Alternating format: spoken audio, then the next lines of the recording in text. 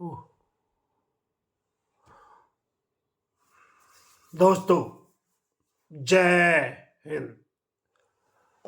दोस्तों, defence news के इस चैनल पर सुबेदार तोमर रिटायर्ड आपका स्वागत करता है। दोस्तों, आज मैं अपना ये वीडियो है ना, इसको व्लॉग बोलते हैं, इसको बड़े ही एक अलग विषय पर बनाने जा रहा हूं।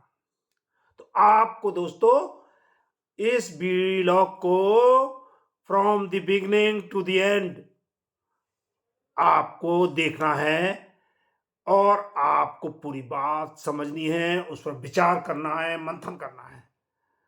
और ये हमारे सभी पूर्व सैनिकों के लिए बहुत ही मैंने सोच समझकर ये वीडियो बनाया है। तो आप इसमें देखिए कि इसमें आज मैं एक बड़ा भंडाफोड़ करने जा रहा हूं, जिसके लिए आपको ये वीडियो देखना बहुत जरूरी है। और इस भंडाफोड़ को करते समय मैं आज आपको पूरा आपके जीवन के लिए बहुत जरूरी है कि आप समझें। मेरे पूर्व सैनिकों, आपने पूरी सर्विस के दौरान आपने बड़ा अच्छा समय देश की सेवा में बिताया और उसकी वजह से आपको आज भारत सरकार पेंशन दे रही है। ठीक है, हमें पता है हमारी पेंशन और one rank one pension, disability pension, family pension, military service पे, इसमें कई तरह की भेदभाव और विसंगतियां हैं, जिसके ऊपर भारत सरकार में पूरा विचार चल रहा है, वहां मंथन चल रहा है। गवर्नमेंट इसके ऊपर अगले वन रैंक वन पेंशन मतलब OROP 3 में जो होने जा रही है उसके इसकी सारी कमियों को दूर करने के लिए मन बना चुकी है। लेकिन हमारे फिर भी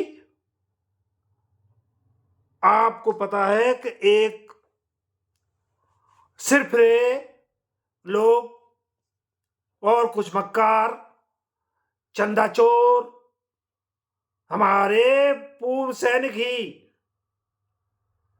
किसी एक देश विरोधी विचारधारा, कनाडा से चलने वाली एक खालिस्तानी विचारधारा और कनाडा में बैठे हुए देश विरोधी तत्व, आतंकवादी जो हमारे देश को अस्थिर करना चाहते हैं, उस विचारधारा के कुछ लोग हमारे पूर्व सैनिकों के आंदोलन में हावी हो गए हैं, अर्थात उन्होंने हमारे इस आंदोलन को हाईजैक कर लिया है।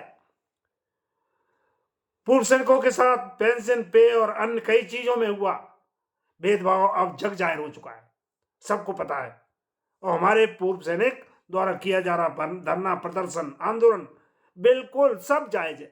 बट दोस्तों, हमारे सीधे साधे भोले वाले पूर्व सैनिकों को पता ही नहीं चला कि उनके इस आंदोलन को कनाडा में बैठे देश विरोधी खालिस्तानियों और देश विरोधी तत्वों ने हाईजैक कर लिया है और इसकी सारी फंडिंग खालिस्तानियों द्वारा की जा रही है।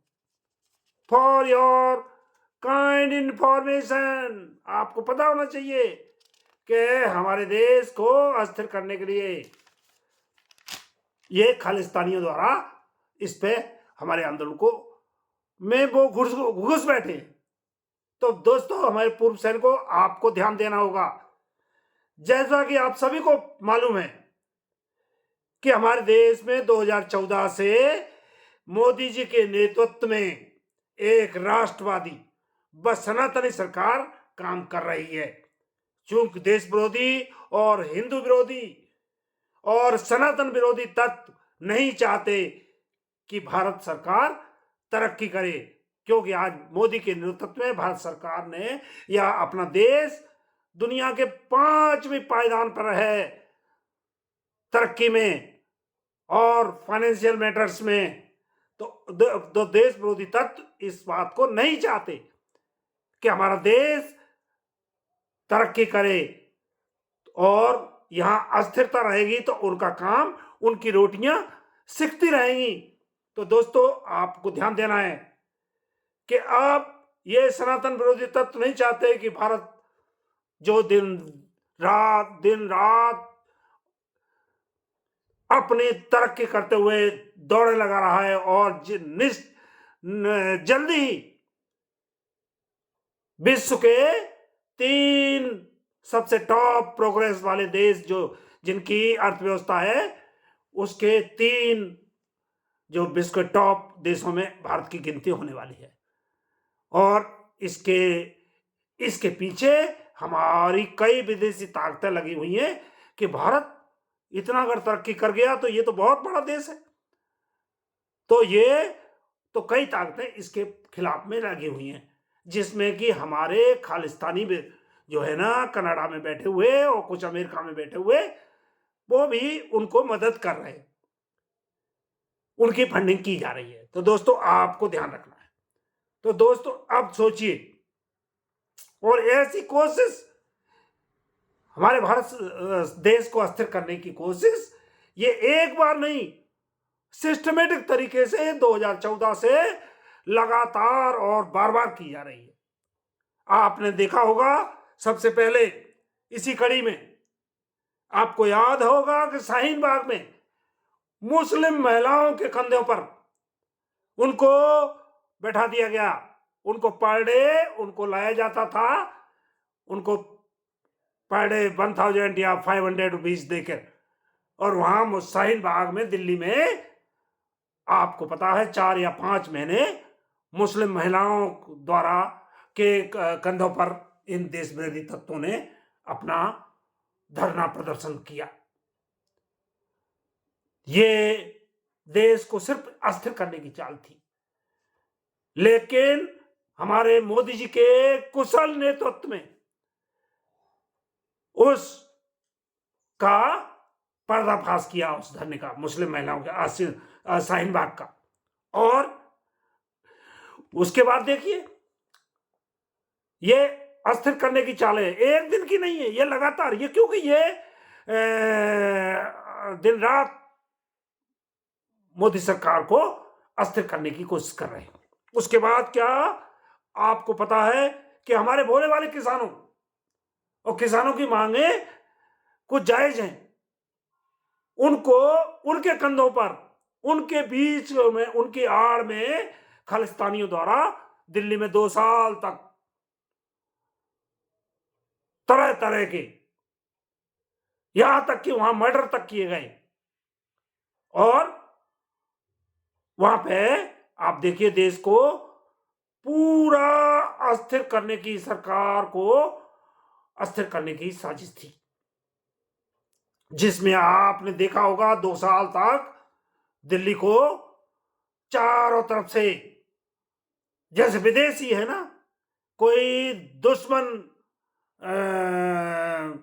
आके द्वार पर बैठ जाता है, इस प्रकार खालिस्तानियों द्वारा बड़े तरीके से फंडिंग, देखिए 2 साल तक हजारों लोगों को मैं चारपाई, मैं बिस्तर, मैं टेंट, और वहां तो mutton, meat, liquor, each and everything.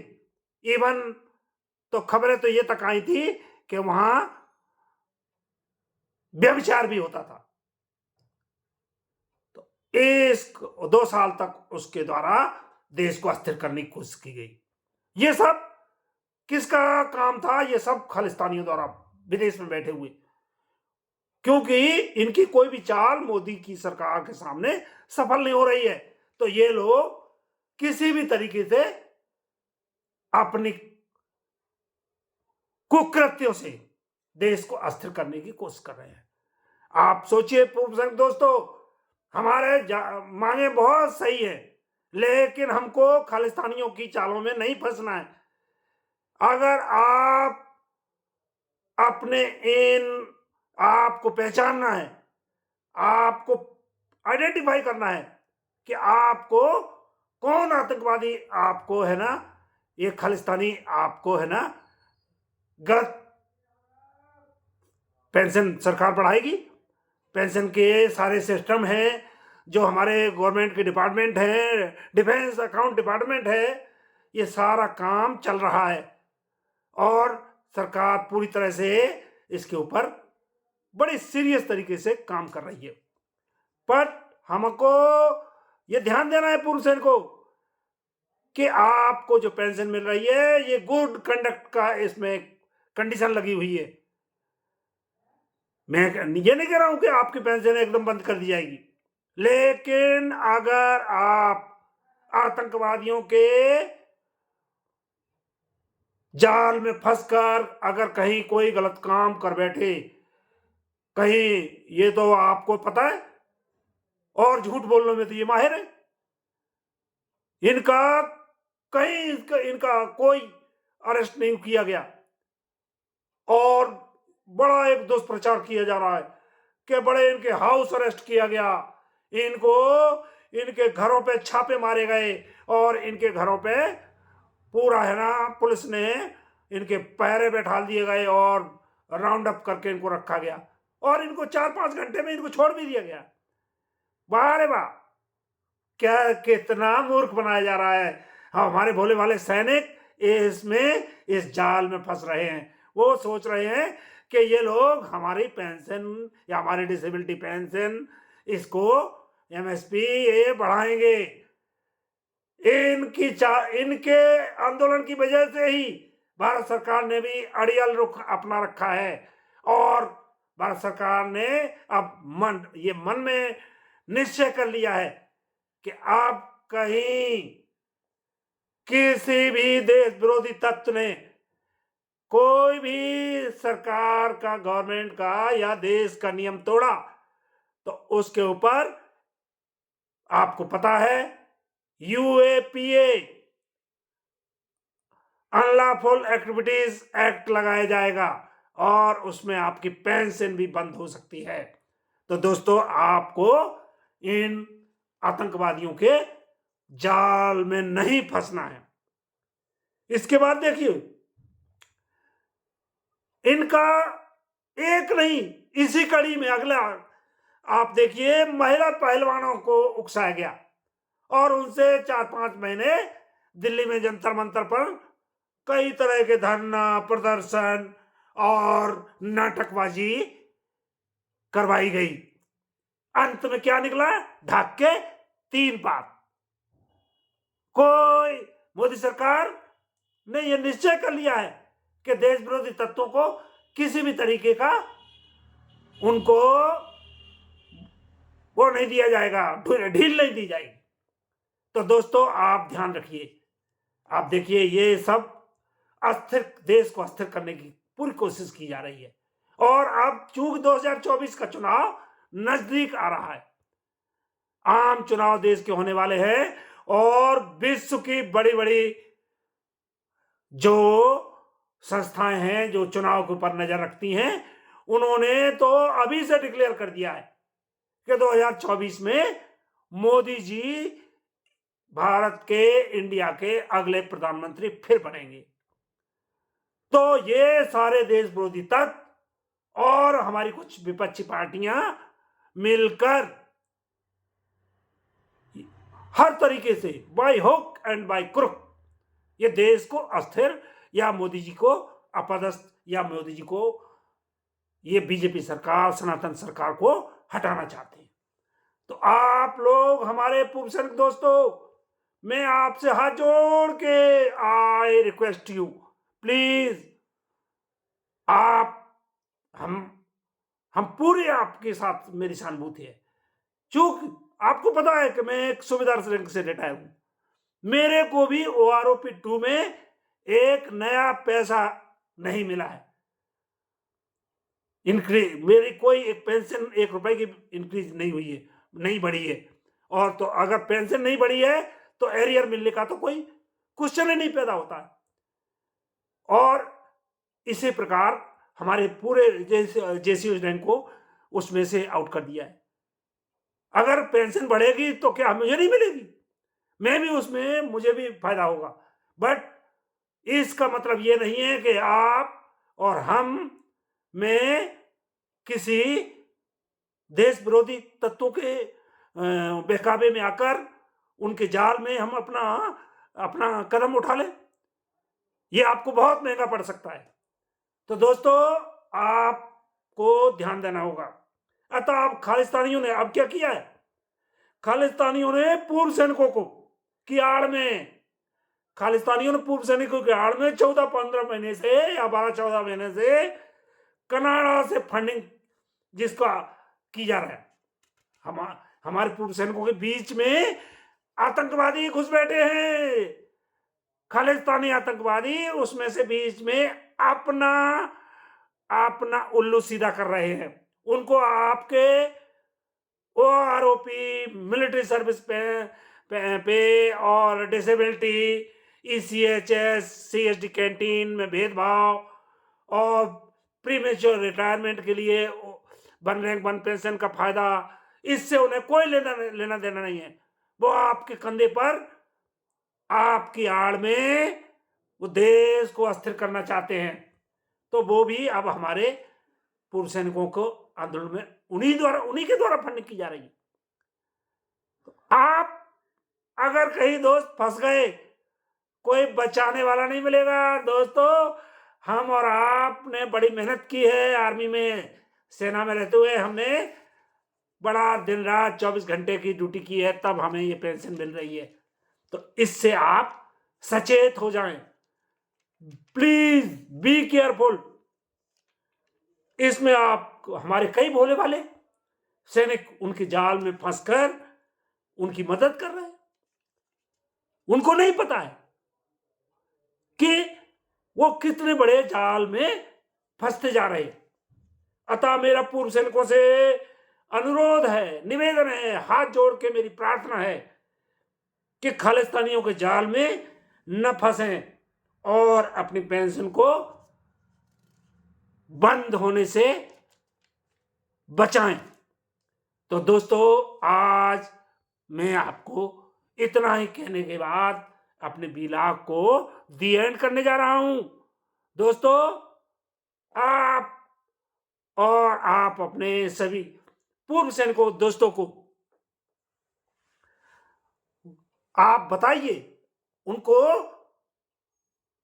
उनको समझाइए कि ठीक है, आंदोलन जारी रहेगा, आंदोलन ठीक है, लेकिन खालिस्तानियों के जाल में फंसने से बचें, उनके मिथ्या प्रचार से बचें, उनके दिन रात सनसनी मचाने वाले जो है ना, उनकी कार्रवाई, उनका तो पता है आपको।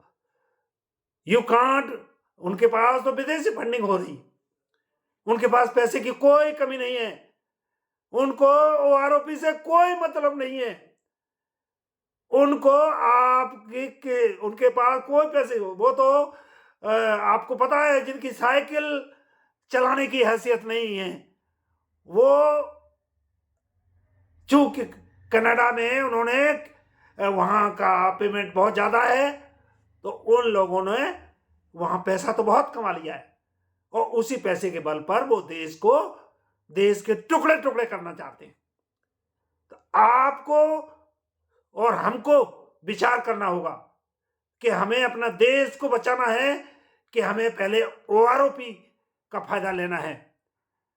अगर हम सच्चे देश के हम वीर सैनिक रहे हैं, हमने देश को बॉर्डर में दुश्मन से बचाया है, अब हमें ये अंदरूनी दुश्मनों से जो देश को अस्थिर करना चाहते हैं, उनसे हमें देश की रक्षा करनी है।